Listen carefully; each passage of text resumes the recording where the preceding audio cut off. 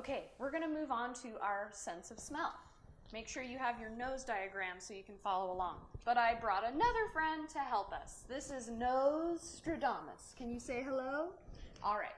Have you smelled anything recently? Have you smelled a cookie? Have you smelled a skunk? Yikes.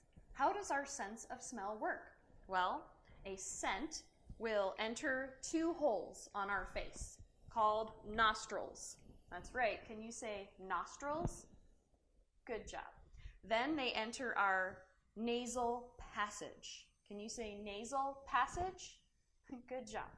From there, it goes to our brain, but it goes to a special place in our brain called the olfactory receptors. That's a tough one. Let's try that. Olfactory receptors.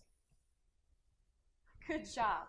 Now, our olfactory receptors, they can understand and translate 10,000 different smells. Is that amazing? And they tell our brain what that was. It's pretty awesome. Now, you have a bunch of pictures like Doggo here of different kinds of food. I want you to go through them and say a word to describe what you think it might smell like.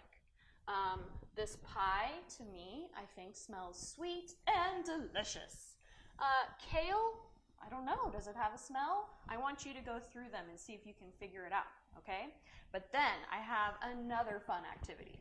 So again, don't use your eyes, so don't look at your stickers yet. Mom, Dad, or other adults, please help with this. We're going to rely on our sense of smell. So these are scratch and sniff stickers. I want you to close your eyes, scratch and smell, and see if your olfactory receptors can help you figure out what you're smelling. All right, go have fun.